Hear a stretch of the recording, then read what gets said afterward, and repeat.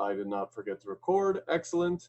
So we're going to get started because first, I'm not sure if well, to all of you watching right now, you may or may not have already finished your informative speech. Congratulations that you finished it. Now we're going to run into the biggest and most important speech assignment, in my opinion, of the semester, the persuasive speech.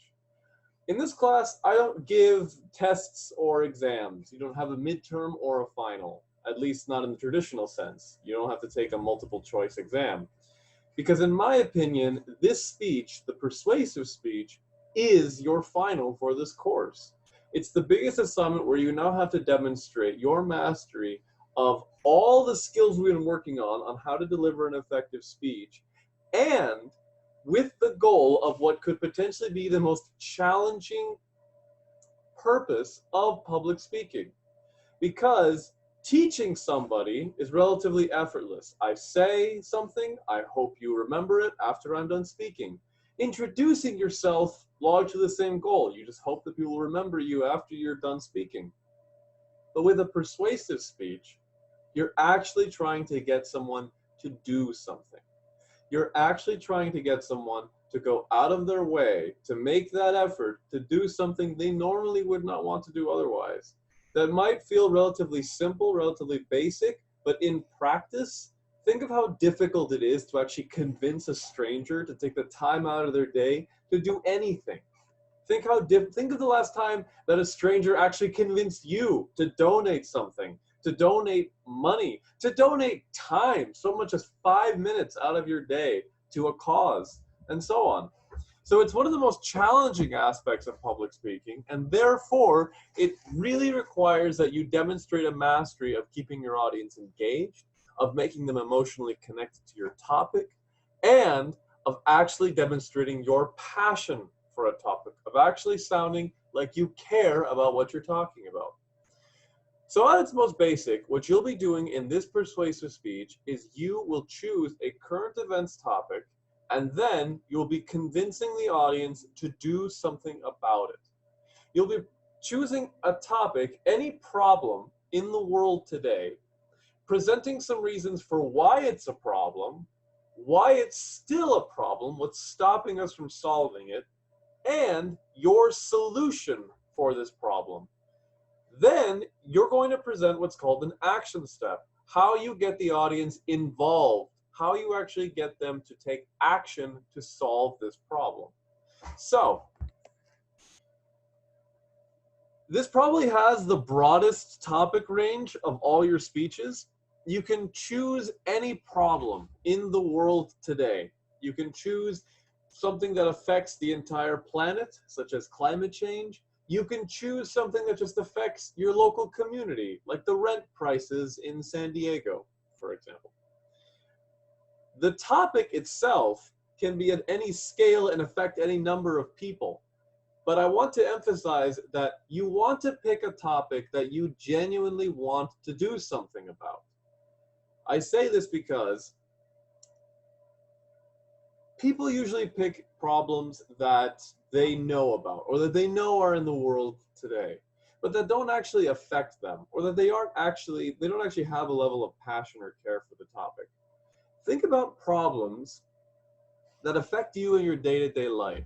Think about problems that genuinely worry you, that keep you up at night, whether it's rainforests burning down, whether it's protests occurring across the country, whether it's a global pandemic, to reference current events, whether it's how a pandemic is affecting your local community, to use a global event, how it affects us at a local level. Try to find a problem that genuinely worries you, and then try to think about what you can do about it. This speech isn't just important because you're doing it for a grade, because it has such a high grade in the course total. This speech is your opportunity to actually take action, to actually do something to improve the world and the lives of those around you. You're not just giving the speech in a vacuum. You're going to be giving a speech, and you're going to be convincing people who have just as much of a say, who can take just as much action as you, to actually go out and do something. So that means that if you propose a persuasive speech, and if you convince the 30 people in this class to do something about it, then that alone already has 30 times more effort into enacting that solution than just yourself. An analogy would be if you wanted to get your car out of a ditch. Imagine trying to pull that car out yourself. It's almost impossible, right? But imagine if you got 20 people, just 20 people, to come together and help pull that car out. It becomes exponentially easier. So you want to pick a topic that genuinely affects you, that you're actually passionate about, because the audience picks up on if you actually care about a topic. It shows in your delivery. It shows through on how you talk about it, on how you try to convince your audience about it. If it seems like you don't care about the topic, the audience will know. And if you don't care about the topic, then how can you expect them to care enough that they actually want to do something about it? So once you have your topic that you care about, you are then going to frame it within stock issues format. You're going to present it using 3 distinct aspects, at the end of which you are then ultimately going to persuade the audience to try to carry out one specific thing they can do that can help actually improve the problem or make the solution to the problem a reality. Some general considerations to keep in mind is, again, pick a topic you're passionate about for a number of reasons. Don't pick a topic that's overused. If you pick a topic that's overused, then the audience is easily going to pass it over. Think of how many anti-smoking ads you've heard at this point. Think of how many advertisements you've heard on the dangers and the harms of smoking.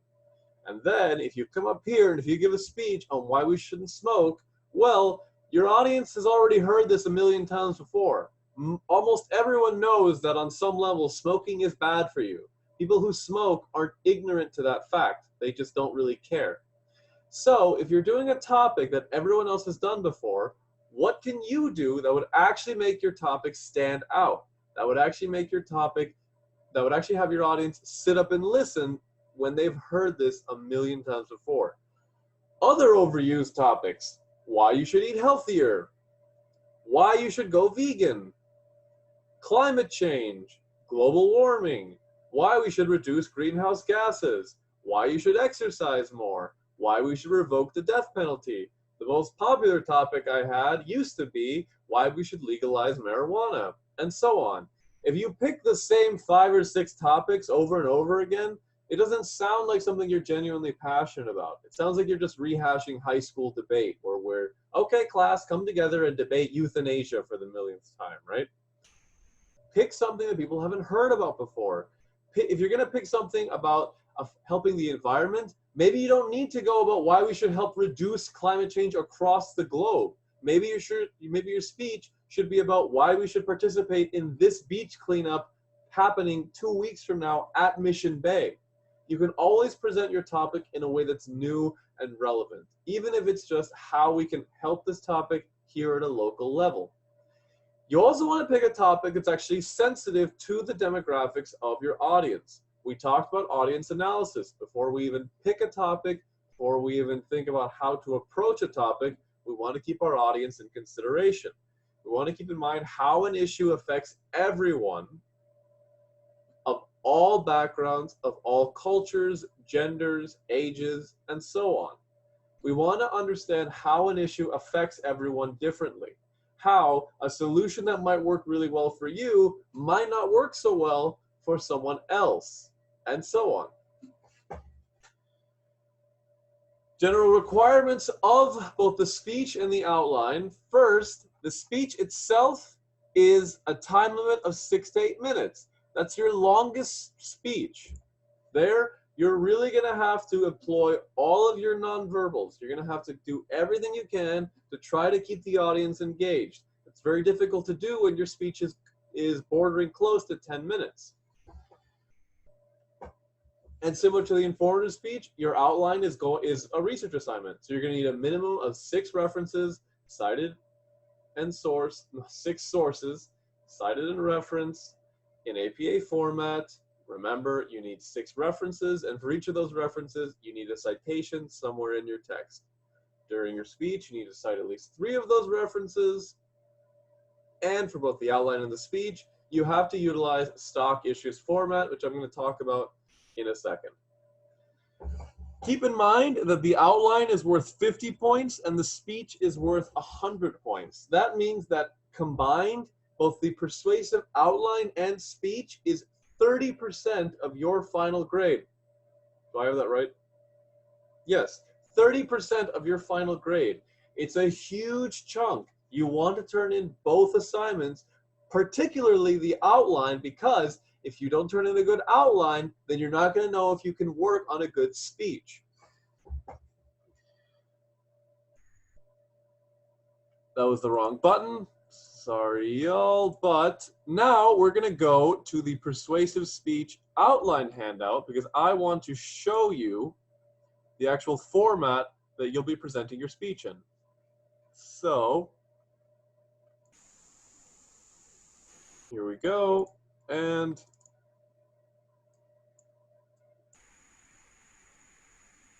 so for the persuasive speech outline, critical that you review this. Absolutely critical that you keep it open while writing your outline. All of these elements are required for both your outline and your persuasive speech. We are presenting using stock issues format. So what that means is that the body of our speech consists of 3 main points. It consists of presenting the problem, presenting the causes or barriers of the problem, and then presenting a solution to that problem. So first, before we even get into the introduction or the conclusion, we're going to get into the 3 main components of the body of your speech. So main point 1, the harms, or establishing the problem. This section is fundamentally answering the question, why is this a problem? Why is your topic a problem that we actually need to do something about?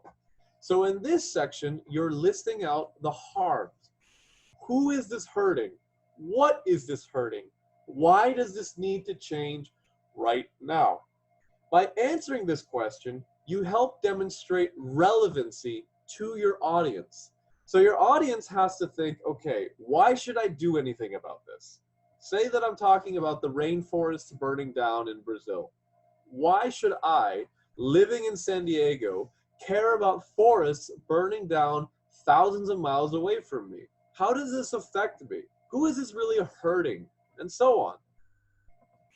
In this main point, you want to establish first who's being hurt, both on an individual and a group level. Because you can give a statistic and you can say 4 million people have lost their homes since 2010. But a statistic isn't enough to actually get the audience to care about the topic. Later on, we're going to talk about making the audience care through ethos, pathos, logos.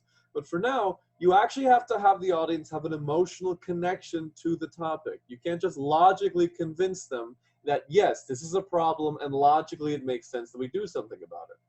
So in your problem, so when you're establishing the harms of the issue, you're both providing evidence, logical reasoning why this is such a big problem, and then you want to provide specific examples of individuals or specific examples of times, locations, and so on where this problem affected people.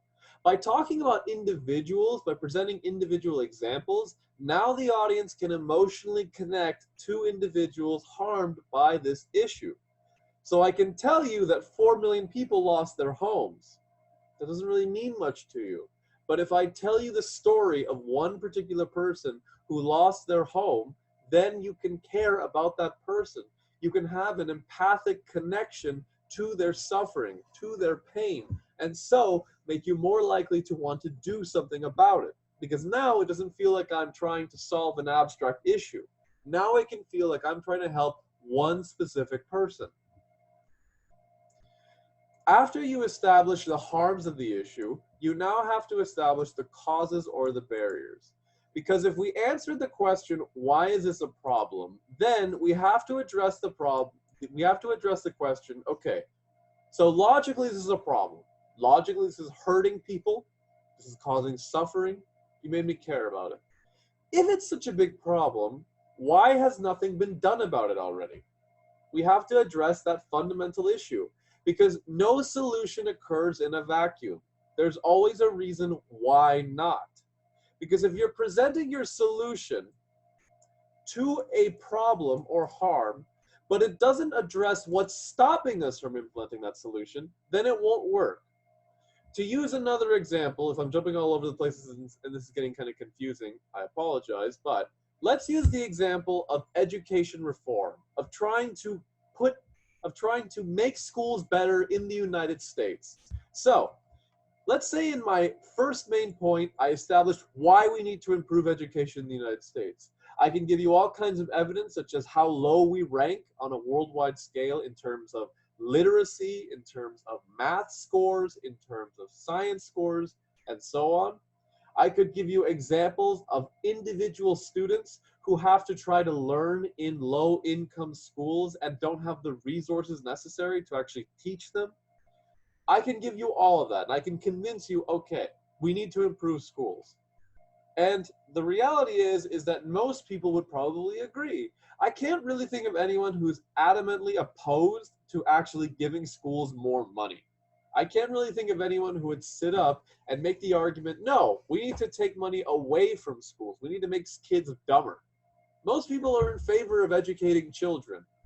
So the reality has to be that if everyone agrees this is a problem, then why aren't we improving schools? Why don't schools have a larger budget each year? Because my solution can be, well, what we need to do is we need to pay teachers more, and we need to give students access to resources such as textbooks, and we need to try and improve and we need to improve facilities in low-income neighborhoods, and so on. And most people will be for that. But then we have to say, okay, well, why can't we do that now? Number one is money. Schools don't have enough money to do that. Number two is that most people don't like to pay higher taxes, which usually leads into not having enough money. Yeah, everyone's for education, but almost no one in the United States is for raising their taxes. Almost unanimously, if any politician ever mentioned that I would need to raise taxes to improve schools, their political career would almost guaranteed be dead in the water. So in this main point, what you have to do is you have to address the counter argument. What's stopping us from solving this problem? What are some arguments for why we can't do something about this? What are some reasons why this continues to be a problem? And so on. Because by addressing the causes or the barriers towards solving this issue, now we're in our third main point, we are going to address a solution that now actually tries to overcome those causes and barriers. You want to be as specific as possible when presenting causes or barriers. You want to avoid using what's called a straw man. We're going to talk about logical fallacies on Wednesday, but you want to actually try to use real, grounded, specific counterarguments for why we can't do anything about the problem. Because the more specific your reasons, then the more specific your solution can be. So in this case, don't just try to invent reasons why we can't do anything about the problem. Don't just try to invent reasons why, barriers stopping us, or causes why, and so on. Actually try to do research and say, okay, what has the other side been saying? What has the opposition been saying for why we can't do anything about this issue? When I say causes or barriers, you don't have to use, it doesn't have to be both. Just understand that it depends on the topic which one will be more effective for convincing your audience. So if, for example, in your speech, you'd like to convince the audience why we need to change a law or implement a new law, then maybe you want to talk about some causes for why we need that law, or some causes for that specific law.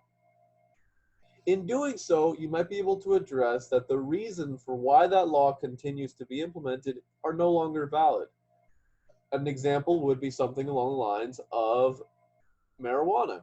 So marijuana was initially made illegal because, for a variety of reasons, the majority of which are no longer relevant considering what we now know about the effects of marijuana, both on a medicinal level and on an actual harms level. So we initially banned marijuana. We initially classified it as a Schedule 1 drug because we thought it did long-term lasting harm to our brains. Our current medical knowledge proves that's not really the case, or if it is, it's no more damaging than, say, alcohol. And so if you address that as a cause for why marijuana is still classified as a Schedule 1 drug, then you can determine, then the audience can see, okay, so that reason's no longer valid, therefore the law should no longer be valid as well. In a lot of other cases, you're going to want to address barriers. What currently is stopping us? The most common barrier in a lot of problems is that there isn't enough money. If I want to improve education, the first barrier I need to address is, okay, schools would love to improve their facilities, schools would love to try to give students as much access to educational resources as possible, but they don't have the money to do so, so they have to make do. And by mentioning all of these, in the third part of your speech, you're presenting a solution to your problem. How we actually solve this, how we actually improve the world around us. And it's so critical that we mentioned our second main point, because now our solution doesn't occur in a vacuum, because your solution isn't just how do we solve the problem, but how do we solve the problem in a way that addresses each of the causes or barriers that I mentioned in my prior main point. So if I'm talking about why we should improve education, and I say a barrier is that schools don't have enough funding, then my solution isn't just how we improve education, but where we get the funding to improve education as well. I'm doing this gesture a lot. Sorry, I'm counting so much. So in my solution, I'm proposing a way that we can also get money. We can petition the federal government for it. I can organize a fundraiser for it at a local community level. We can try writing a congressman to try and implement increased funding, and so on. Now my solution is actually something feasible, because if I propose a solution that can defeat the counter argument, it's something that can actually occur. If you convince the audience that it's a solution that can actually occur, then they're all the more likely to actually get behind it, to want to do something about it. You just present a solution that, yeah, that sounds really nice, but I know it's going to get shot down the second it hits the Senate floor, then the audience isn't going to see much point into actually putting time and effort behind it. No one wants to back a lost cause. Understand that the most important element of your entire speech is your solution. That is the end-all, be-all, the entire purpose of the persuasive speech. You're not here to convince the audience that this is a problem. You're not really here to convince them that this is a bad thing. You're here to convince them we can do something about this bad thing, and here's how you do that. Here's a real, actual thing you can do getting up out of your chair right now that would actually help improve this problem or situation.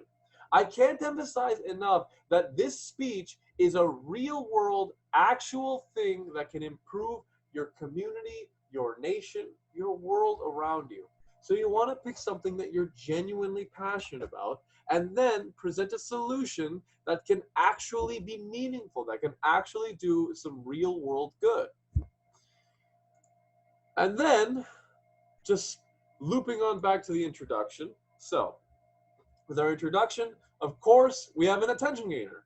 We have to try to hook the audience's attention. We have to immediately try to get them listening in a way that gets them thinking about a topic that they might not have heard before. You can do that through a number of means. You can present a shocking fact or a piece of data, such as a statistic. You can tell an interesting and engaging story that might actually get us focused on an individual affected by this issue.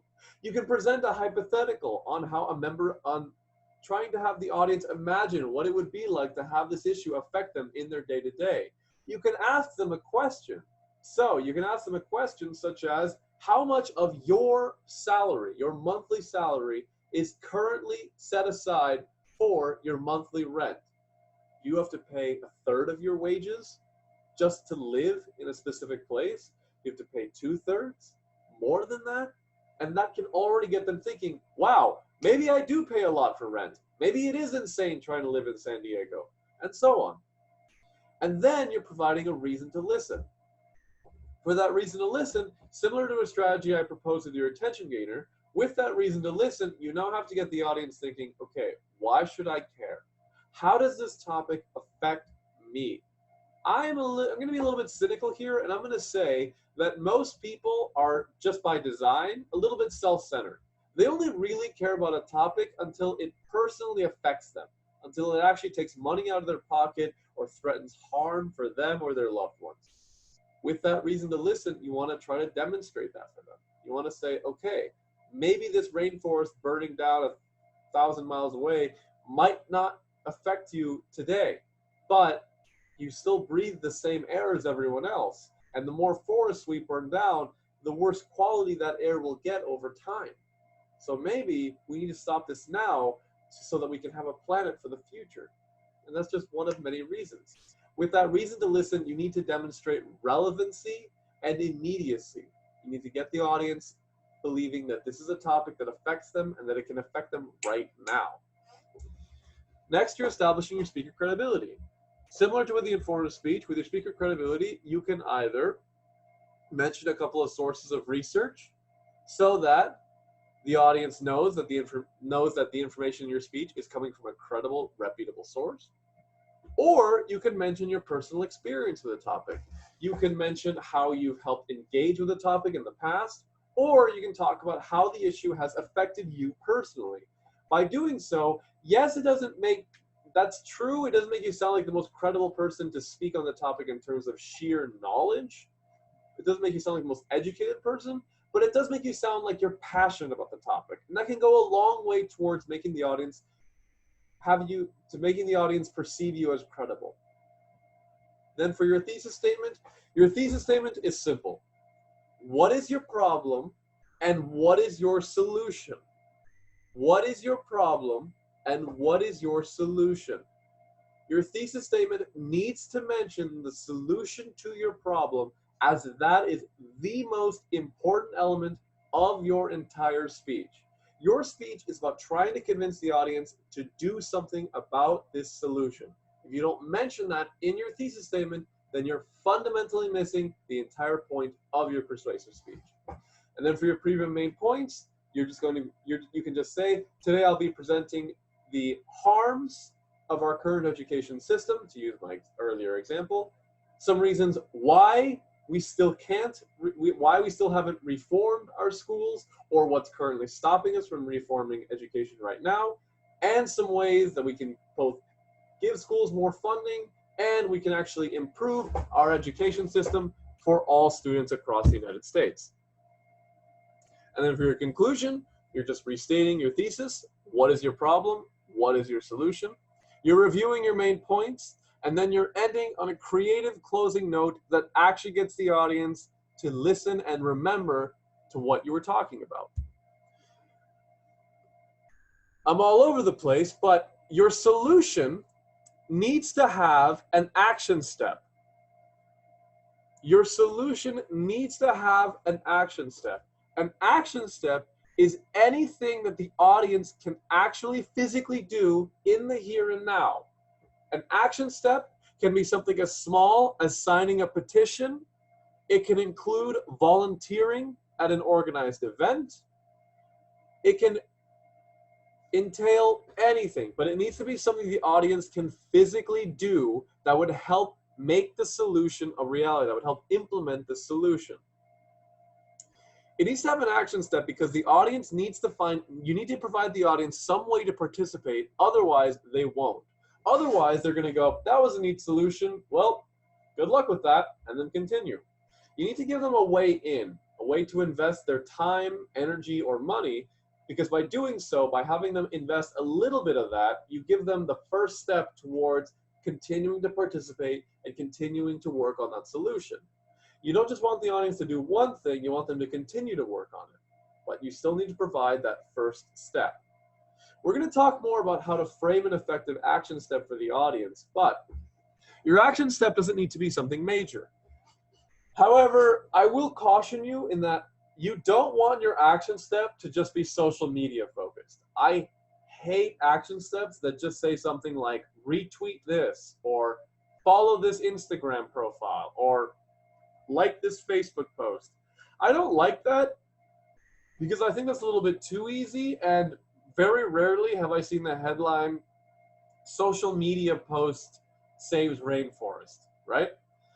Try to find an action step that actually has the audience take a little bit of time out of their day to actually do something, whether it's just signing a petition, or whether it's something, or actually having them donate some time, some money, actually having them go and volunteer.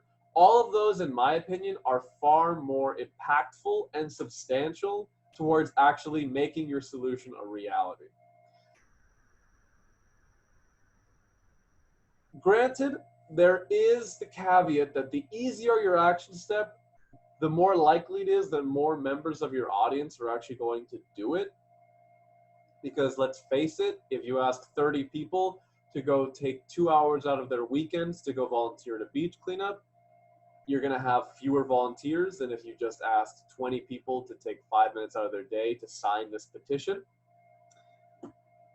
Just keep in mind that the easier the action step, you also want to try to balance that out, but by saying, okay, this action step is easy, but it also is actually doing something. It will actually have an effect. You want to also demonstrate to your audience why this action step is going to be effective. Not just do this, but do this, and here's why that will actually make your solution a reality. Most of the time, most action steps I get are, here's a link to this petition, go ahead and sign it. But then I have to ask the question, all right, well, what is signing the petition actually going to do? Is it going to, where's it going to go? Who's going to see it? How will a petition of maybe 30, 40, 50 people, how will that actually help this solution be a reality? To do so, you can say, all right, so if you sign this petition, I'm going to take this petition, I'm going to send it to our local representative in Congress, at which point they're going to take a look at it and it can help sway their opinion on actually voting on this next upcoming bill. By doing so, by demonstrating that relevancy, you make it all the more likely that your audience is actually going to go out and do it. And next, with that action step, you actually want to show the audience how to do it. You want to provide as many steps as necessary so that the audience doesn't have to do research on their own. If your action step is something like write your local Congress representative, you need to show the audience how to actually do that. Here's the congressperson's contact info, here's their email, here's their phone number. When you send that email, write this, write about this, and so on. The more you ask your audience to do research, the less likely they're actually going to be to do it. So always be specific in that action step. Have a specific website to go to. Tell them to send an email to a specific email address, and so on. If you just say something like, and your action step today is to do research on global warming or to raise awareness on global warming, no one's going to do that, okay? So that's just a brief overview of your persuasive speech outline. I'm going to come back to this on Wednesday to review, but for now, we're going to move on and we're going to go into our lecture on chapter 12. So if we've got any questions, I remind you that you can go ahead and click the raise hand button. Professor. Go ahead, Rodrigo. Hey, it's nothing related to that, but real quick, I'm having problems to add the slides for the speech. Okay. That doesn't let me. My computer says it just doesn't let me. Can I send it in a different channel to you, or it has to be there? It's just that the thing is that I'm not sure how else you would use it during your speech. Oh, okay. Because I already recorded the speech. Okay. And it's just that your speech needs to have a visual aid. Oh, okay. So it has to be there. Yeah. Okay. So, well, if you had it like open on a laptop screen and you were just like kind of using it in the background of your speech, that would be fine. You just want to have something for the audience to focus on. Oh, okay. So then I'm gonna have to do the speech again.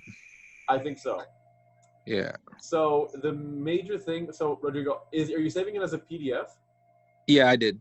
Okay, and it's still saying no? Yeah, it doesn't let me. I might go get another computer somewhere and then just do it.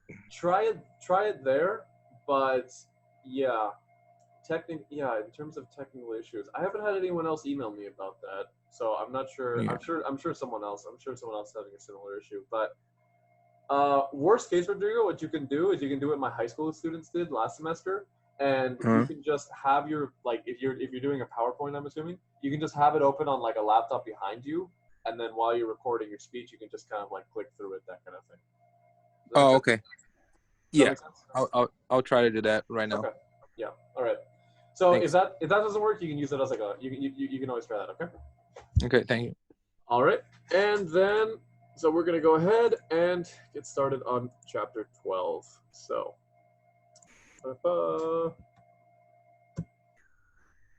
All right. Okay. So chapter 12, skepticism. So I just talked to you your off about the persuasive speech.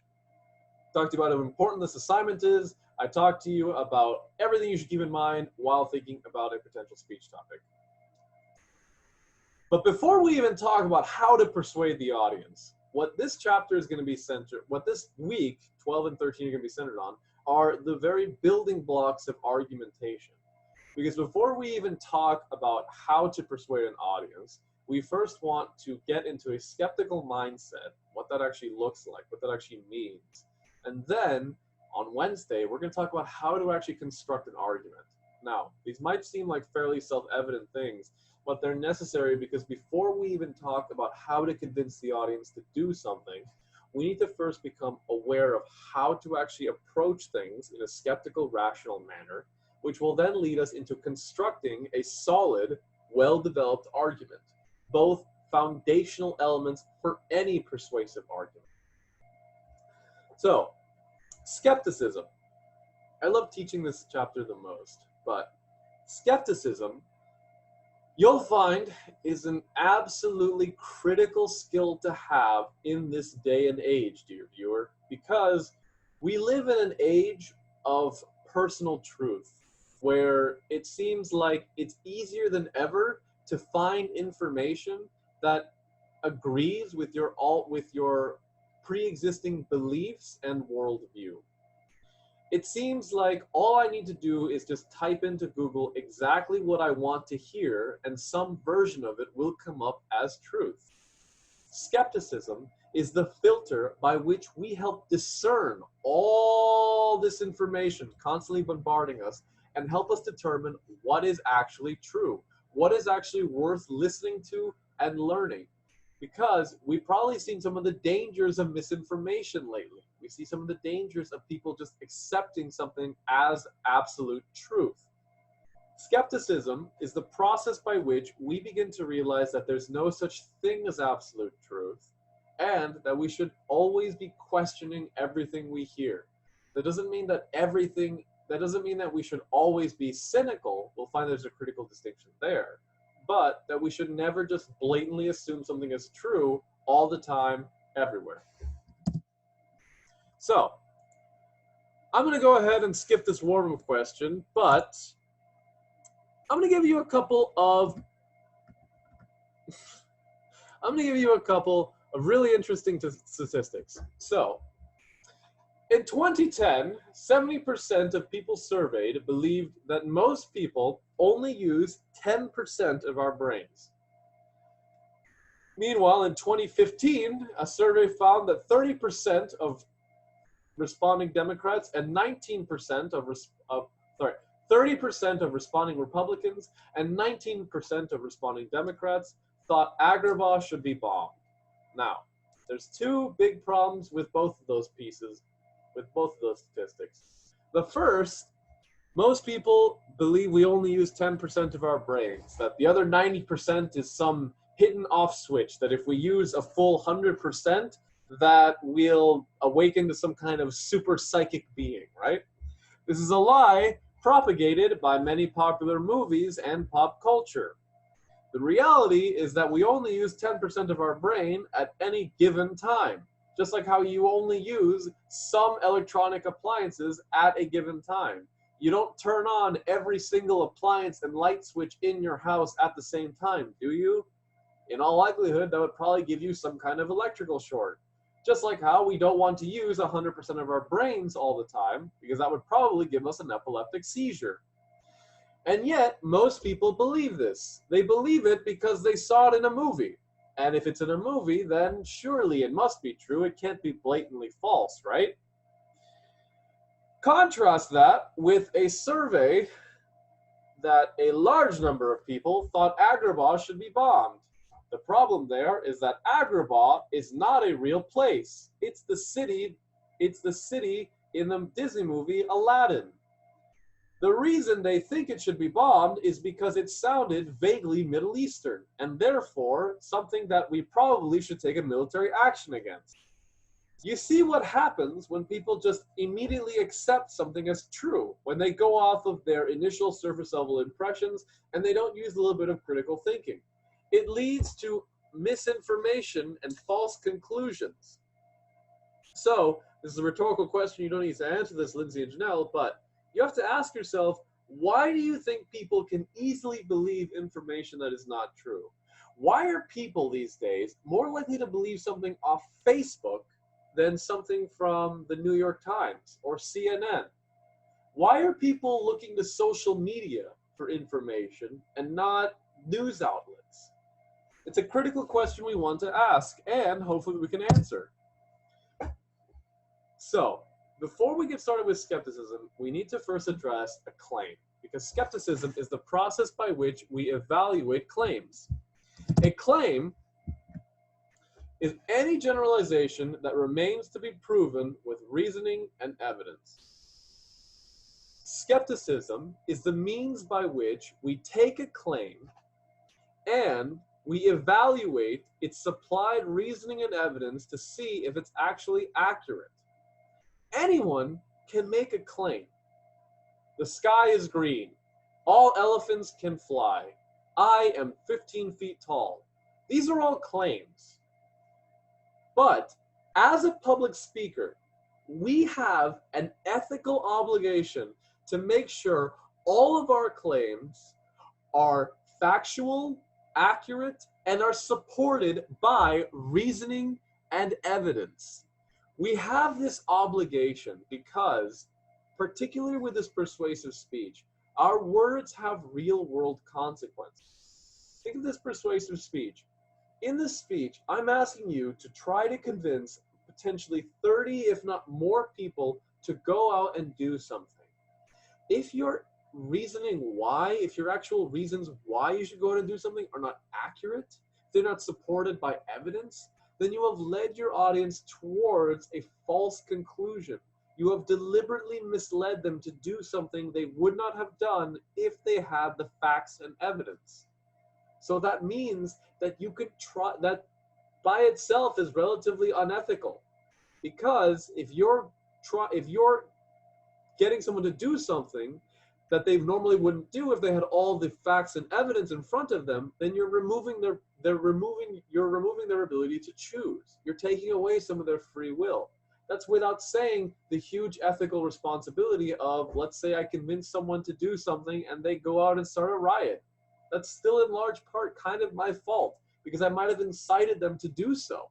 It's just some of the reasons why we should always make sure that we provide our claims with reasoning and evidence. We do so that the audience is able to evaluate it in a skeptical process, and then if they find that that our claims do hold ground, that they're worth listening to, then go out and do so. Once we've talked about claims, now we're going to define skepticism. As I mentioned earlier, skepticism is the critical thinking process of inquiry whereby claims are evaluated by engaging in an examination of the evidence and reasoning used to support those claims. Anyone can provide claims. To substantiate those claims, to actually have those claims hold water, I provide evidence to back those claims up. The audience then evaluates that evidence. They judge whether it's credible or not, whether it's accurate or not, and then based on that assessment, they decide, okay, this claim is an accurate claim. This claim is worth listening to. This claim is worth believing in. I said a lot of big words there, but at its most basic, It's never taking anything as implicitly true. Never taking a claim as true just by listening to it. It's always first evaluating the evidence for that claim. If a claim doesn't have any evidence provided for it, then you don't take it as fact. You don't listen to it.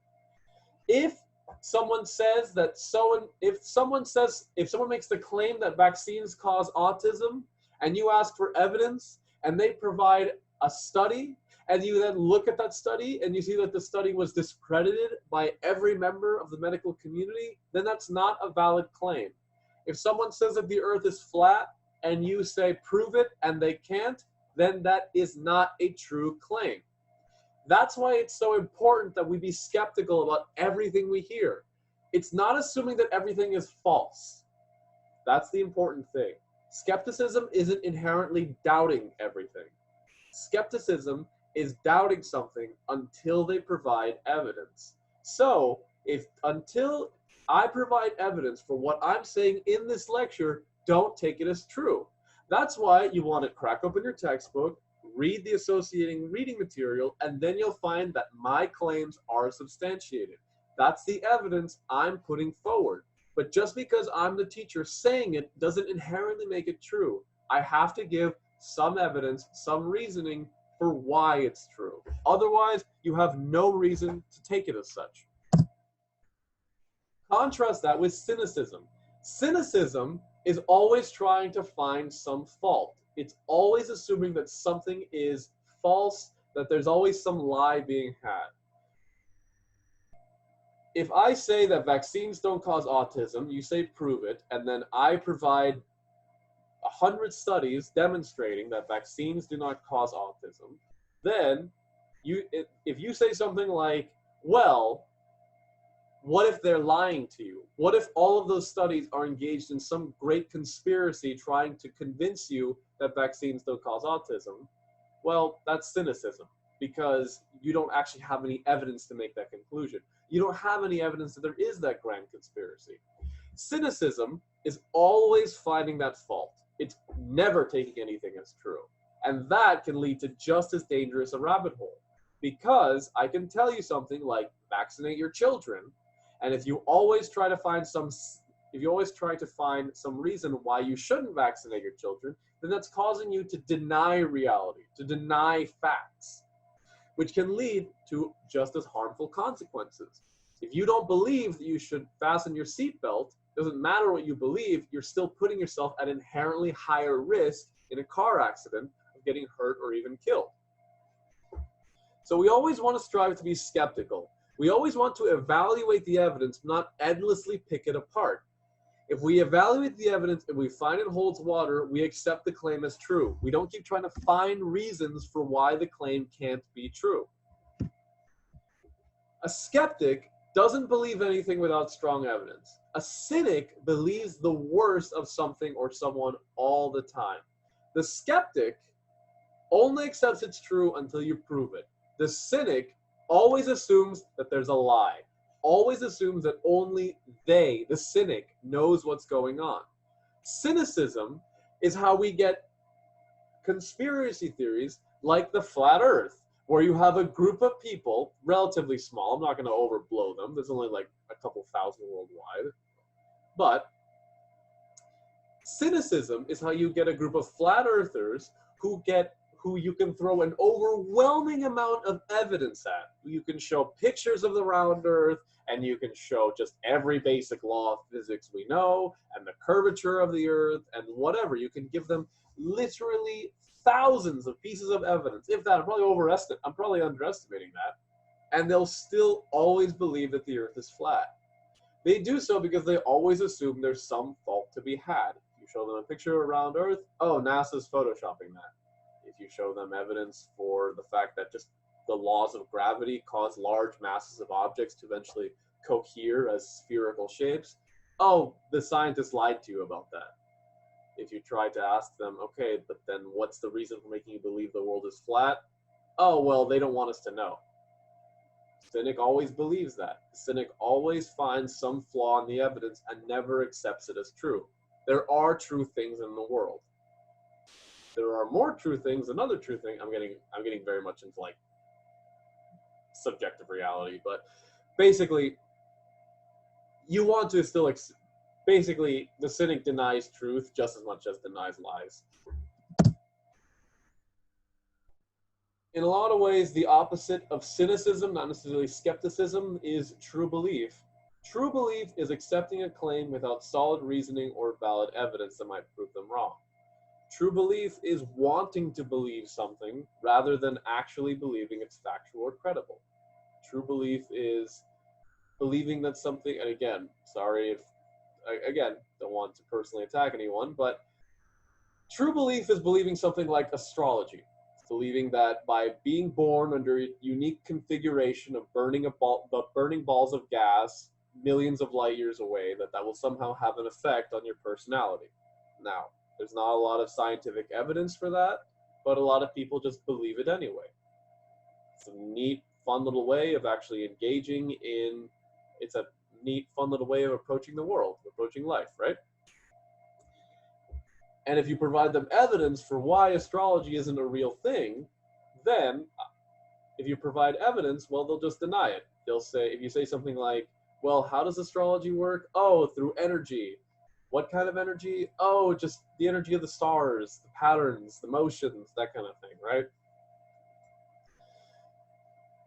So true belief is always engaged in a process of constantly modifying it until it's true. It's saying, okay, well, maybe astrology doesn't directly affect your personality, but maybe it does. But if there's evidence that doesn't, then maybe they don't know something quite yet. And so that kind of thing, right? We want to avoid true belief, and that's easier said than done, because skepticism is not really that easy. Because skepticism is easy when it's asking you to believe something that you already kind of don't believe or that you always knew was false. It's easy to be skeptical about believing the earth is flat, because most of us don't really believe the earth is flat. Apologies to any flat earthers in my Columns 103 class right now. True belief is a little bit harder because some of us really want something to be true. True belief is about having us actually confront our own pre-existing values and beliefs and admitting that we're wrong. And that's not a very easy thing to do. It's really hard to actually get called out on that front, to say, no, that thing you believe, that's not actually a thing. That's not true. Therefore, you're wrong. That's why get into any argument about politics with your family, and they're almost never going to admit they're wrong. Because that system of true belief creates such an ingrained view where people get defensive about it. Skepticism is about admitting that. Skepticism is about saying, okay, well, you know what? I thought this was true. You provided the evidence for why it's false. Therefore, I have to accept the stronger evidence. I have to accept the stronger conclusion. That's what leads us to believe more valid truths. That's what leads us to actually understanding and comprehending a more accurate view of reality. So, some dangers of true belief. We're going to list out 6 of them, but these are 6 general harms of true belief as a society becomes less skeptical and more inclined to true belief. So, these don't necessarily occur in a set order, but this is generally what happens when a society or a group of people begins to accept things as true because they want it to be, rather than actually presenting claims or evidence to support, rather than presenting reasoning and evidence to support those claims. First and foremost, we see a decline in scientific literacy and critical thinking. Science, critical thinking are fundamentally processes of skepticism. They're always questioning things. They're always trying to say, this might not all be true. That's the only way that's the only way by which science could advance. We could only have found out that the Earth revolves around the sun by first questioning if, hey, maybe the Earth isn't the center of the universe. We could only question something like gravity by Einstein saying, well, maybe gravity isn't the constant. Maybe it's relative, and so on. The more people engage in true belief, the less they question their own pre-existing beliefs, then by its very nature, people begin to value science and critical thinking a little bit less. They see it as, why are you doubting what's already worked? Don't fix what isn't broken, and so on. The more you engage in true belief, then, the less people are able to make informed decisions that affect them, of what to do with their time, their energy, their money. The more people begin to implicitly accept something as true, the easier it is to convince someone to do anything, even if it's against their own best interests. The more you vote just because someone is of a particular political party, the easier it is for that candidate to basically do anything, because they know that you'll vote for them so long as they're the member of that same political party. A Republican or a Democrat can essentially say anything because they know that in the presidential election, it's very unlikely that if you're of one side, you'll switch to the other. That's just one example that as an audience engages more in true belief, the less they're questioning things, the more those choices are being taken away from them. I talked about why it's ethical that a public speaker always provides reasoning and evidence with all of their claims. We do that because if you don't inform an audience, if you don't give them all the information, then you're misleading them. And by misleading them, you're taking away their freedom to choose. That, of course, then leads to monetary losses by a substantial number of people. People then, if they implicitly think, yes, this is a good thing, therefore I should spend money on it, then the more money they'll lose. Think of, well, let me give you an example. I hold it in my hand. Here's the iPhone. Apple will release a new version of the iPhone, probably within the next 6 to 7 months. Thousands of people, millions of people will go out and buy it. You have to ask yourself, will this new version of the iPhone, will the iPhone 11 or 12 or 11X or 11X12, whatever we're at right now, will it really be substantially different from your current phone? Is it really worth dropping, at least in my case, almost a month's salary for it?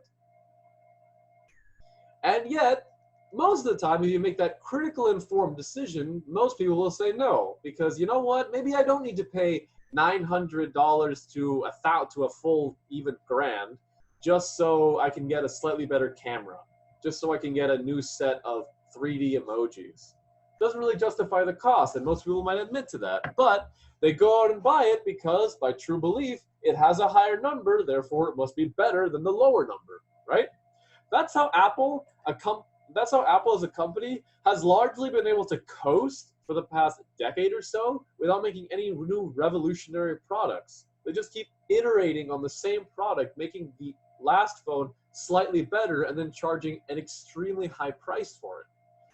The more people engage in that true belief, the more they believe in a brand and not the actual benefits of a specific product, then the more money is going to be tricked out of them. And the more money people lose, the more society's resources are going to be diverted away from causes that actually matter. To use an example, let's say climate change. Now, climate change continues to be largely a political issue. That means that it's still a political issue on whether we should actually do something to save our planet. You know what? It's not even a political issue if we should do something about it. It's a political issue if it even exists. It's a political issue if the climate is actually changing in response to humans and what humans do. And a large part of the reason is because a lot of people are engaged in true belief about it. People don't want the climate to change. That's a very scary prospect that eventually the Earth will become less habitable if we don't do something about it. And the only things we can do are an incredible amount of time, effort, and money. A worldwide effort, potentially trillions of dollars. That's the only way we can stop it. It's easier to just pretend it doesn't happen. However, as people engage in true belief, that means that the money that should be going to fighting climate change isn't. Because as we continue arguing about it, nothing's being done about it. And so that money goes towards other things. But as I talked about, the truth doesn't go away just because you want it to. I might be a climate change denier, but that will not stop the climate from changing. So the climate's going to keep changing. We're going to see larger wildfires. We're going to see deserts grow, forests disappear, people having to migrate towards less affected areas of the globe, leading to greater political and social unrest. And so people are going to ask, well, what do we do? Because I don't want to do what's hard. I don't want to try and engage in the single largest undertaking in human history, which is trying to undo climate change. And so the people who get elected, the people who are going to get put into power, they're not going to be the people who say, well, to get through this, I'm going to have to raise taxes, and you're going to have to dedicate a lot of your time and energy to help with this, same as everyone else, or we're really going to have to suffer now so that we can prosper later. No, the people who get elected, they're the ones who are going to go, yeah, the problem right now, it's the people coming from across the border. They're the ones that we need to stop. Oh, you just lost your job because the industry that you used to work in collapsed overnight because there's no real need or resources for it, or because we ran out of what that resource is currently providing. Well, I can give you your job back. I can bring that back, right? You lost your job in a coal mine, I can give it back, right? Because true belief doesn't like to think of complex problems. It doesn't like to think of, well, the only way we can stop this issue is through engaging in a variety of different things that may or may not have an effect. Instead, what they like to say is, hey, if you do this, this will happen. If you do this, you'll get some money. You'll get your job back, and so on. So we see the increasing promotion of simplistic answers to complex problems. We see complex problems that people refuse to acknowledge addressed with simple answers that they think will be easy and relatively straightforward. We like that. We like doing something and then having that be the effect, cause and effect. I like doing it. I like doing this thing with the guarantee that it will solve this problem. However, as I keep reiterating, just because you want it to be true doesn't make it true. So we'll find that these simplistic answers will not actually solve these complex problems. That, yes, it's true, we did the thing, we stopped this, we addressed this very small part of the problem, but that didn't actually solve the problem, because as it turns out, we need to do a lot more about it, which will, of course, lead to the creation of false hopes and unrealistic expectations. I gave you a simple answer to a complex problem. I gave you the belief that this would actually fix things.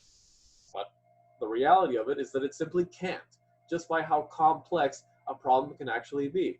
I can tell you that I can solve climate change by recycling.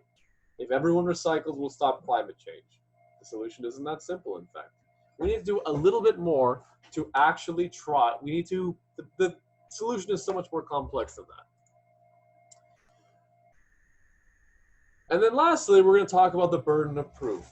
Skepticism is about skepticism is about evaluating the reasoning and evidence provided with each claim provided by the speaker. The burden of proof is whoever has to actually provide that reasoning and evidence. So, as an example, as a speaker, you always have the burden of proof. You always have to provide the reasoning or evidence with your claims. If you do not, the audience automatically has to assume that that claim is not true. If I say something but I don't demonstrate why it's true, then the audience automatically assumes it's false, because that's just what they have to do as a skeptical, critical thinking audience. I can tell you that I'm 15 feet tall, but until I prove it, you have to assume that I'm lying. So, because if you challenge your audience to prove you wrong, if you say, okay, well, you know what, this is true, and if it's wrong, then show me the evidence, that's called shifting the burden of proof. It's a shitty thing to do, primarily because now if the audience has to provide that burden of proof, the speaker can always modify their argument to always be correct. let me give you an example. And to the three people in this call, this will be a useful little experiment, but this isn't a rhetorical question. Try to prove that I'm not psychic right now. Prove that I can't read the minds of every person in this Zoom call right now. Can anyone provide any evidence at all that I am not a psychic? No. Why, Lindsay? I don't know, I don't know how to answer that question. Yvette? Or sorry, is it Yvette or Yvette? So, I'm getting a long head about it, but you had your hand up?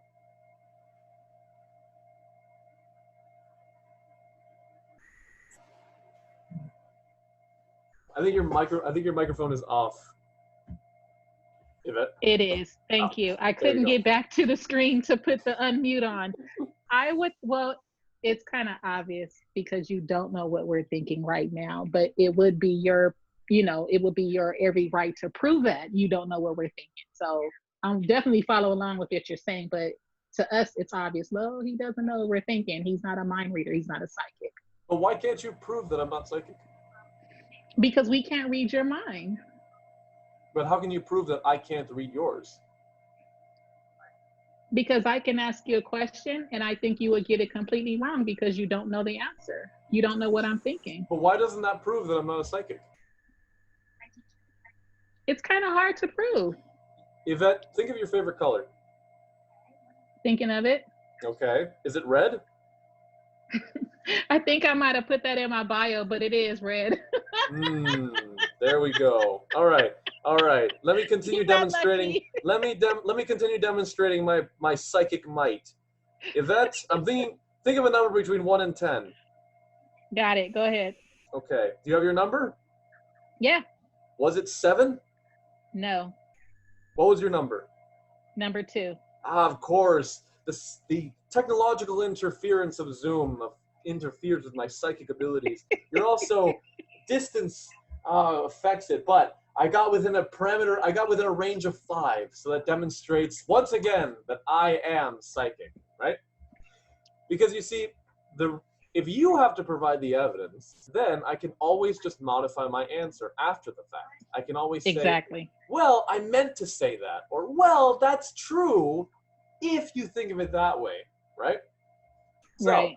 I have to provide that evidence. Otherwise, you have to assume that everything I'm saying is a lie, right? Correct. So, and that pretty much wraps up our lecture on chapter 12, skepticism, just before 5:15. Wow, this was a long session. Okay, so on that note, does anyone have any questions for me before we head out? No, I only caught the last hour, the last 45 minutes of the session, so I'll definitely replay it again tonight, but I don't have any questions as of now. Okay, well, thank you, Yvette. Lindsay, you have a question? Yeah, it's regarding our choices for the persuasive speech. I wanted to ask right now so I can get started on it. Do you think that fast fashion would be an acceptable thing to talk about? Absolutely, right? So a lot of the audience might not necessarily know what fast fashion is, but keep in mind, it's a fairly common topic because I think it is a big issue. Keep in mind that a common solution I hear that people propose is, okay, you want to stop fast fashion, boycott these brands, right? Yeah. Keep in mind, though, that people still need to get their clothes from somewhere. And the reason why fast fashion exists is because these brands are able to provide cheaper clothing to people. So instead of just saying boycott these brands, say boycott these brands and try to give us some other outlets. Tell us where we can get our clothes instead that are relatively cheap and practice ethical production of their clothes. That way you're showing them, okay, that way you're showing the audience, all right, so boycott these brands, support these brands while still keeping your still keeping your finances in consideration, because not a lot of people would be willing to pay $80 for a t-shirt. Yeah, of course. That is a big problem with it. Okay. So does that answer your question, Lindsay? Yes, thank you. Okay. Well, any other questions? So let me ask a question. So I guess I didn't catch any of the actual meeting to begin with. So what is our next speech on, based on the question that Lindsay just asked you? Our next speech is going to be the persuasive speech, where we pick any topic or issue and then try to convince the audience to help solve it. Got it. And so, Lindsay, your question to him was, what was a good topic? I'm sorry, I heard you, but I didn't quite hear you. Oh, go ahead, Lindsay. Go ahead. Oh, sorry. Explain it. Sorry. It was fast fashion.